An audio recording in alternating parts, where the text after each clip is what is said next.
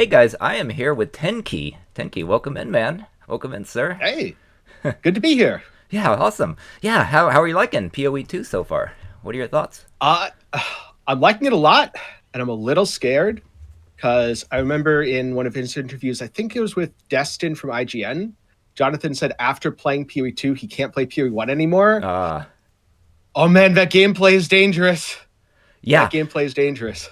I mean, I don't know. They're so different, in so many ways. I mean, it really is a good sequel, in my opinion, because they changed just enough, the different skill system. And so, yeah, I'm liking it for sure. I mean, the graphics are great. The story's been good. I'm having a great time, man. Yeah, me too. I I am think significantly behind though. I'm almost done with Cruel. I have not hit mapping yet, so I wanted to get a little bit of your insight on that as well. a little behind, but not quite that far. And one thing I have noticed as I've explored the endgame more is it definitely feels like PoE 2 needs more content in the endgame. Hmm. But I'm willing to forgive that because it's early access. And I mean, even compared to the 1.0 release for Last Epoch, the 1.0 release for Diablo 4, the 1.0 release for Torchlight Infinite, 1.0 release for Path of Exile, like there's more content in the PoE 2 early access than any of those games had at 1.0. And we are at 0.1. Yeah. No, I totally feel that because I've been on Last Epoch. We both started pretty early on. I mean, I had when you still like shattered the items before forging potential, and back in the Yes. good old days. Last Epoch's been good. I mean, yeah, no, the Last Epoch inspiration. I mean, a lot of this was D4 inspiration too, and I was kind of calling it too to talk about the similarities because I know we both have played through D4, D3. I believe you've played D2 even, right? I mean, back in the day. Yes. Yeah. Well, not as much back in the day. I actually played D2 before D4. Oh, So yeah. pretty recently. And it's really interesting because going into Path of Exile 1, I started Path of Exile 1 shortly after it came out. It was actually patch 0.11. Mm. So very start of the open beta. Kind of like this. The two things I'm getting in terms of vibes for PoE 2, one, it feels very similar to the 0.11 for Path of Exile 1. Mm-hmm. And two, the campaign especially feels very Diablo 2. I got that too. I literally my last video said, wait a minute, we start in the forest, we go to a desert, we go to this sort of Mayan Aztec jungle. I was like, I've seen this before, you know? Yeah, Yeah. the campaign, it's so Diablo 2. And not just that, but the difficulty, the oppressive Yeah. nature of the enemies. Like, all of it is straight out of D2. The drop rate too. I mean, I feel like loot drops in a very similar feel. It's not that explosion of loot where you had to have these filters early on. I feel like now you hardly need a filter till mapping, you know? Oh, yeah, absolutely. Yeah, yeah, very cool. I mean, I gotta say, the crafting system I think needs a lot of tuning. I think it's going to have a lot of tuning. I was looking at some metadata. It seems like they are going to be bringing in veiled mods. I've been noticing that on PoE DB. And so I'm sure they're going to be expanding a lot of old leagues, bringing them in. I think they wanted to ease the new player base and not overwhelm them because somebody brand new to PoE 1, I mean, it's got to be bonkers because you started really early. I started in Breach League, so I don't go quite as far Mhm. back, but the complexity has become really not newer player friendly, and I feel like that's what they're kind of going for. Yeah, and on that, I think overall they've done a very good job. But there's one thing I noticed, a kind of hole that a lot of new players are falling into right now. Trial of the Sekimas. Hmm. Nothing really explains how important honor resistance is. And that is the single most important thing to your success in the second and third trials. Got it. Yeah. Because if, like, you're taking 4 times the intended damage, of course it feels super overtuned. It's like, why does that hit me for 400? Well, it hits you for 400 because you don't have honor resistance. Right. But the game doesn't tell you that. You just have to know, oh, I'm capping my elemental resistances.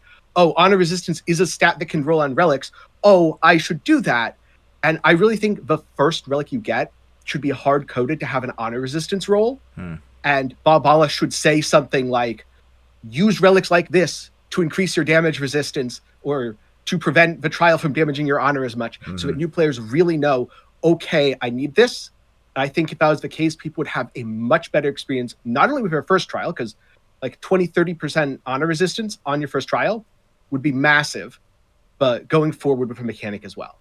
Yeah, no, I feel you because I was actually not super Sanctum oriented. I've always kind of skipped Sanctum in PoE 1, and So I don't have the kind of background to it. I mean, nothing but respect for people that play hardcore in this.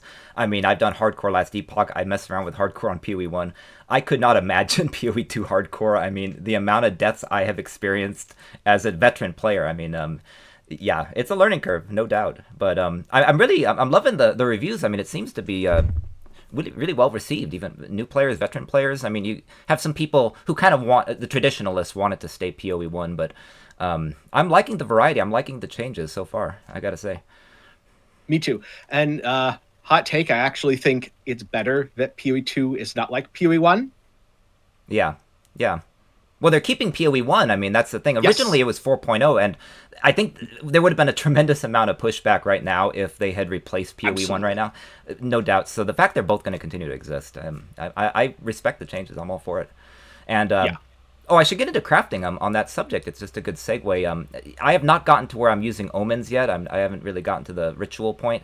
What is your experience with crafting so far? How's that feeling for you? So I haven't done anything really with omens either, mostly because I just haven't bothered to look into it. But I have done crafting with essences. That can be very powerful. It's just you need to be careful because if you're going from a blue base to a yellow base or magic to rare, the essence to do that is very expensive. Yeah. It can be very powerful, like guaranteeing a defense mod on 30% move speed boots. A ton of value there because the only defense mods are ES prefixes. But you also need to be able to absorb the cost of slamming 5 or 10 times if you want to get something really good. So instead, I've been doing a lot of low value crafts, or I should say low investment cost crafts. So like anytime a ring drops or anytime a jewel drops, I will aug regal it. Because going to 3 mods on those, if you hit 2 good things, like congratulations, you get 10x. If you hit 2 bad things, the X change. It's free. I was kind of calling it early on. I was like 1 hour into the game, and I realized X's are powerful. I mean, exalts are tremendously more powerful. And I called it. They're going to be the new Chaos Orbs. Are you, now that you're sort of crafting on your own build, are you using a lot of Chaos Orbs, or are you doing more like nulls? What have you been up to? So I haven't used many chaos or many annuls just because with the way the market is right now, it's almost always more profitable if you don't hit what you want to just sell the item. Where I'll spend 3-4x on an item and I'll sell it for 10-15. That's smart. And it's better to do that than to use a chaos orb or an annulment orb and spend more and then potentially turn the value into 0. I do think as the economy matures and as people try their hand at crafting more, that's going to change. Where it's going to be, okay, too many people know that they can turn 2 to 3 into 10 to 15. So that's not going to be profitable anymore. But not as many people know they can turn 10 to 15 into 30 to 50. So all of a sudden it is going to be about probably omen chaos, where let's just say I have boots with good ES prefixes. I need to use an omen to mess with the suffixes to get good suffixes to enhance the value, where I'm either using, I think it's dextral annulment. And I don't know if there's one for chaos, but if there's one for chaos, same thing where you're removing, adding suffixes, but not touching the prefixes because you know those are good. Yeah, I believe there is, actually. I made a brief video on omens recently, and part of the reason I wanted to talk to you about this, I have not seen it. I just saw it posted, I believe, yesterday. You've gotten 500 exalts net worth already, and I was like, I'm at about 40, so that's very impressive. Well, job well done. Well, about that, it's now more like... I'm going to say 900, but it's probably closer to 1,000. And again, it's, some flipping. Sometimes I'll just see an item. It's like, oh, this chest piece, it's worth 30. Someone posts it for 5 because they haven't used their runes on it. They haven't qualitied it up. So I'll buy it for 5. I'll spend another 5 to craft it up. I'm 10 in. I sell it for 30. That's plus 20. A lot of the time, it's like this chest piece has 3 mods. They hit spirit as a prefix, and they hit yes as a prefix, and they hit a suffix. Well, as is, maybe it's worth 10x, and I'll buy it and I'll gamble. And if it's junk, okay, maybe I sell it for like 12x because again, I'm doing the rune stuff and I'll lose a little money, but that's okay because if I succeed in the gamble, I'll sell it for 40 or 50. And just one success pays for 10 failures, and a lot of the failures break even. I think a lot of us are conditioned on the PoE 1 where you have to make that perfect max tier item, and we're so used to that as, just playing an endgame like a month in, and we're so used to getting this, 100 divine item. And I think it's smart to sort of address this new crafting system and say, hey, flip it, nickel and dime it. I think that's a great approach. I think that's smart, especially if you're running low on money, you don't have time to farm. A lot of us, like myself, I'm not that far in because of my work commitments. This is my job. A lot of us don't play all day. We don't have the time, and it's just great advice. That's great. Yeah, and also I'm gonna push back a little bit on the nickel and dime. I actually would not advise nickel and diming. Like if you have something up for 60x and someone offers you 40, don't be like, nah, it has to be 60. Like find a middle ground. Yeah. Be like, well, what about 50? Do you have some GCPs? Because maybe you need to upgrade your skills. Find something for that and get that sale because you can do more with the money. And also, I don't know, it just feels nice to not be a dick. Yeah. No, I get it. I guess what I was just implying was make small level crafts, like you said, and just Yes. Get small investments built up. And I guess that's kind of you can extrapolate that to life, really, with like stock market and so on, frankly. Yeah, and I mean, POE 1, I did the same thing. Yeah, I'd get those 100x items or 100 divine items. But the thing is, I'd do that by making an entire stash tab of items. I wouldn't just make one and craft it and polish it to perfection. Because if I did, it would cost me like 60x to do that. Yeah. Whereas if I do it this way, it's like, I crafted for my belt and I made myself a new belt. The belt is worth 100. I now have 400 in my stash. Yeah, I really look forward to. I think influences are going to come in some shape or form because I saw that in the metadata too. So we'll see. I mean, there's a lot more content to come. I think it's a great start this game. Your current build, I saw a little footage of this just explosion of fire, and you were converting it to ice or vice versa. Do you want to talk at all about like your current build for my watchers? Sure, absolutely. Great. As a note on that, it started as an emergency pivot because I'd been playing Cast on Freeze.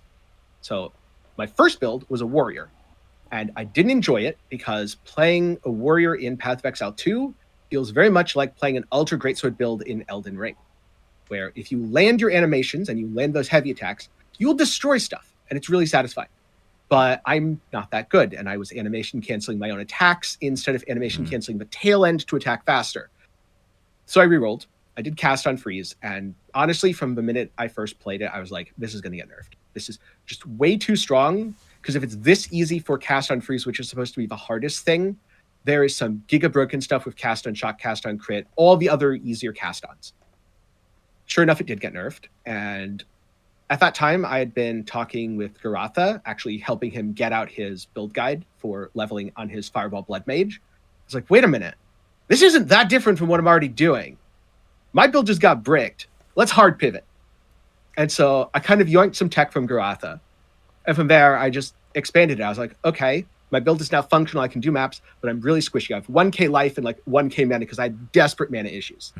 Right. So from there, I went, let's pretend the mana issues aren't that big of a deal and go CI and fix defenses. And so that's what I did. And that felt pretty good. I tried a few more things. I tried Flame Wall. Turns out don't use Flame Wall on an auto cast from Cast on Freeze because it costs 200 mana. And that's that was griefing me so much. Biggest thing for my mana was taking that out. Got it. And so now I have like almost 9,000 ES. I don't know that I can fully face tank high-end trial bosses. I did Trial Master 1, could face tank that. I did Zesht 1, could face tank that. Just being immune to chaos damage is huge. Like chaos damage is so deadly. And now it feels really good. You just drop frost walls and you shoot fireballs and your screen explodes. It's really bright. It's really flashy. It's really fun. Out of my own curiosity, do you have ES on hit? Is there a source of that, or is it mostly leeching? Neither, actually. Oh, wow. Just sort of a faster start, huh? Faster start and Grim Feast. So Grim Feast allows your ES to overflow and it gives you a chance for ES on kill. When you pick up the little shards, if you're at max ES, it just goes up and up and up. So I have about 9,000 max ES, but often in a map, because I'm not getting hit, I'll have closer to 16 or even 17,000. And then I take a big hit that would kill a normal character, and my ES does not move because it just blew away my overshield. Interesting. Oh, yeah. Haven't played with that yet. Yeah, it's really cool. It's a little win more, but it's super, super strong. And then aside of that, recharge, because dodge roll is OP, and you could just dodge like a maniac and wait for your recharge to start while you're dodging. That's crazy. I mean, on bossing, is that okay? Because you're not getting as many kills on certain boss fights, right? Sometimes it's one-on-one. How's that feeling? Yes. That Mana's a little bit of a struggle because I don't get any mana on kill. But in terms of defenses, for everything so far, really good. Just because again, they can't kill me in one hit, and I can always dodge roll to recharge. Because bosses have very few AoE abilities that are super fast. Yeah. Yeah, and that going back again, the last epoch, you can kind of watch the mechanics and learn the mechanics, and sometimes in PoE 1 you don't know what you died to. It's just you're just gone, you're just obliterated. So I think there's a lot of big upgrades, and yeah, very cool. I will post my build soon. I have a lot of work to do. It's a monk, but I am not at all finalized and optimized, so TBA on that one. Mostly doing shock, so probably going to go the shock on hit approach and go that way. Yeah, monk looks cool. Yeah, monk is fun. You can get your attack speed up, and it feels quite nice because you start a brand new character. In the ARPG, you just feel terribly slow. It's so rough, and you can't get movement speed yet. And yeah, I think it has a little bit better speed certainly than the warrior. I've seen a lot of footage there, and like you say, you do these single big hits, and in a big mob, you're just kind of cornered, I suppose, especially starting. Yeah. I have to say, I didn't really run into the feeling of, oh, you're super slow in the early game, because I did not approach the campaign as this is an ARPG. I approached it as this is a single player game like Witcher. I'm not going to even think about endgame. I'm just going to get through the campaign, enjoy the story, listen to the dialogue. I'll get there when I get there. It definitely put me several days behind, especially because I rerolled. But it also meant I didn't have that, oh, I'm so slow. Why is this so bad? Wasn't even a thought in my mind because I was just like, I'm chilling here. The story's cool. Wasn't really until Cruel that I started to zoom, because at that point the story is just the same, but that won't be the case when there's the full 6 acts. Yeah, no, pretty much same here. I was taking my time. No rush. Got lots of time in this. This game's not going anywhere. What do you want to see come back? I mean, I know that it's been a while since you've been on PoE 1, but is there anything you miss if you're, or I should say, anything you think would really benefit the PoE 2 playstyle, past mechanics, like Blight, things like that you kind of feel like you're missing? I kind of miss Blight, but I was always a big Blight fan. Yeah, I was not a big Blight fan, so I don't really miss that one. But the one thing that I'd say could fit really well into PoE 2 that isn't even in PoE 1, and I'm probably in the minority, but synthesis. I really liked the synthesizing of items together. I guess Recombinators was sort of a 2.0, and right. You do have the recombination bench, but that's really more of a vendor recipe thing. I would really like to see a system like that, as long as we can rotate the tile pieces, because, oh man, it was so frustrating to just get all the wrong pieces. Have you used that recombination bench much? The one where you take 3 into 1? Have you figured it out? I haven't really played with it much. A little bit. Not as much as I should, honestly. Very often I'll pick up bases and alch them, or not even alch, but often transmute them. And then I vendor them, and I should be recombinating them, because random rolls are still better than like 2,000 gold. Right. Yeah, no doubt. No doubt. Because it's actually pretty rare to get a high tier base. Yeah. Yeah, no, that's good. That's good, because again, I'm a little bit behind. Yeah, gambles. It's such a. I have a friend Viper, and he is the gamble king, and he's gonna have a YouTube channel soon, just because he's been the gamble king, and he's like, I miss some of my gambles. You can still, like, let's say you're very wealthy in endgame, you can still try to hit that level 21 gem. There's things like that, but you don't have regrading lenses. You don't have div cards yet. They're going to be coming. Div card duplication. Is there any, like, obviously you're not quite there yet, but have you had luck with gambles besides just slamming currency? Is that kind of like, you feel like the main gamble going on here as far as profit goes? Done. I will say there's another really cool gamble you can do, though. The whole slamming a gem to get level 21. You don't have to do it on a level 20 gem. Oh, really? Because the plus and minus level from corruption becomes a property on the gem. So even if it's a lower level quality to gem, the +1 level will stay as you upgrade the level. So you can actually slam first and then upgrade to 20 to get a 21. That's great. I think a lot of people watching did not know that. So very cool tip. I found out because I was watching a podcast just yesterday that Rax, Ziggy, Ziz, and Tuna did. And I found out there. So I'm very new to Viz too. I haven't done it yet, but now I really want to. Yeah, that's crazy. That's great. That's yeah, no doubt. Yeah, I don't have a lot of other topics. This is just sort of a short chat. I just wanted to get a feel for your thoughts on the game. I mean, obviously, I have a little bit of experience at PAX West when it comes to coming up. I mean, we're gonna have King's March coming up. I know Mhm. you haven't really played around with that too much in PoE 1, but we're gonna have an area where ROG and Tujin and all them expedition are gonna be coming in, and we'll see, right? We'll see how that goes. I Mhm. mean, there's a lot more content to come. Yeah. Any other advice or stories come to mind? While we're on call here. Yeah, one thing, a lot of people have really liked PoE 2. And I think it's important to remember for anyone who's unhappy with the current state of the game that despite the phrasing of early access, which I don't think was the greatest thing, yeah, it's a marketing decision, but I think beta would have been better because that's really what this is.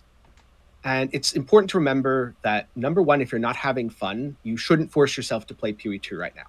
Yeah, it's hot, it's new, there's a lot of FOMO, but it's totally fine to just wait for 1.0 because this is the worst state PoE 2 is ever going to be in. That's a good point. Yeah. And the other thing is, there's a lot of stuff that people are unhappy with. Like Trial of the Secumus feels really bad. And I've seen a lot of feedback, even on my videos, of people saying, if any developer reads this, Trial of the Secumus is bad and I hate it. And it's important to outline that stuff, but also maybe the comments of a YouTube video isn't the best place because I don't think any devs from GGG read my comments. Yeah, they read That their forum. I mean, they're pretty interactive with the forums. I mean, I've made yeah, posts and gotten replies, so it's true. It's a good point. Obviously, yeah. early game, and it is the beta, and I don't have as many complaints as some people, but I know they're gonna fine tune and listen to the player base. They do. They're very good. Compare that to Blizzard with D4. It took a while. I have not played recent iterations of D4. I played it on release, and then it just all looked very much the same. Everything was gray. The skill system Hmm. was nothing like what we have here. I think the crafting system as of now is better in Last Epoch, but again, better is such a subjective situation. We're gonna probably have fossils coming and probably something brand new we never seen before. So I'm super Yeah. excited, man. Okay, I do have a rant. Runes. Why? Why can't you socket over them? It's so frustrating. Yeah. Because like I recently had to replace my gloves because I had needed fire res badly when I first put them on, and now I needed lightning res. So just because I needed 12% lightning res instead of 12% fire res, I had to completely replace an item because I can't socket over a rune. And for the new ones, I corrupted them. I got the extra socket. I would honestly be okay if you couldn't re-socket over on corrupted items, because corruption is kind of, my item is done, finished, the end. But for anything that is not corrupted, it is so frustrating. Like, when I saw the rune system, I thought it would be like the crafting bench, a really Right. good way to fix problems with your build. And it's not that at all. It is so inflexible right now, and it damages the value of items so much that, like, if you socket a drop and use it, there's a good chance that half the people out there who would have bought your item now just can't because they can't use the fire res. They need the lightning res.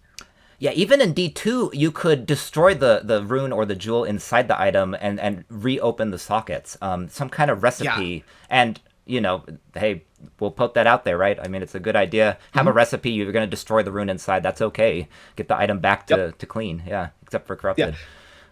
And, I'd even be fine with a currency sync of like you have to destroy the socket entirely and use a new Artificer's Orb. Yeah. And then with the Artificer's Orb, you can put a new thing in. Like, I'm fine with that because Artificer's Orbs, they're getting kind of cheap, and it's a good thing for the game when the currency that people have access to has some value. Right. So, Yeah. yeah, just something there. Good point, man. I got one major more question. Everyone knows my PoE waifu is Tora, very famous here on the channel. There it is. And so I got to ask, who is your PoE waifu and why is it Sekima Asala? It is not Sekima Asala. Oh. No. But, that, can I say Sin? Because Sin? Sin is the hero that we don't deserve. There you go. News is made here on the RPG channel. Good deal, man. Got to mess with you a bit at the end, right? Very cool. I really like the way they wrapped up Sin's storyline and the fact that, I mean, I'm sure there's going to be more in Acts 4 to 6, but Yeah. how, as a person who has played PoE 1 and seen the lore evolve, it was just so cool to have that conversation at the end of Act 2. Yeah. Yeah, no doubt. And with the stuff with Doriani, too. Doriani's going to be around. And I was surprised, actually, this is a side, maybe really a tangent, but he had Doriani's fists on. And I thought, that doesn't quite explain. I mean, if history was written, that doesn't quite explain how Dominus got him, if he kept them into the future. So I was like, oh, that's a little curious, but just a side note there. It's hard to say, how the time travel is going to be incorporated as we go forward, right? Yeah. I think the way it works is time traveling nonsense means that the version we played through is now an alternate reality for POE 1 versus POE 2. So, like, Right. Dominus got them because Doriani did not time travel in that reality. That's somehow. what I figured. Alva kind of said the other thing, but she's Alva. She's not always the most reliable source of information. She's a time traveler. Like, to her, it makes perfect sense. But to us, we're like, what? That happened? What do you mean? Right. Cool, man. I think this is a great chat. I learned a lot. Yeah, I guess that's it, man. And please, everyone, go watch Tenkiei. He's got some great tips, and he's made a huge amount of divines, and that's why I wanted to invite him for the chat. He was one of the first names that came to mind. I was like, if I'm going to chat with someone, I was originally going to chat with Talkative Tri. That got rescheduled, and I thought, let's reach out to a couple, and you came to mind because I've been watching you for a long time, so appreciate what you do. Thank you. Thanks for reaching out. It's been fun. All right, man. Well, I'm going to end chat. Yeah, you have a good one now. Yep. Safe travels, Exile.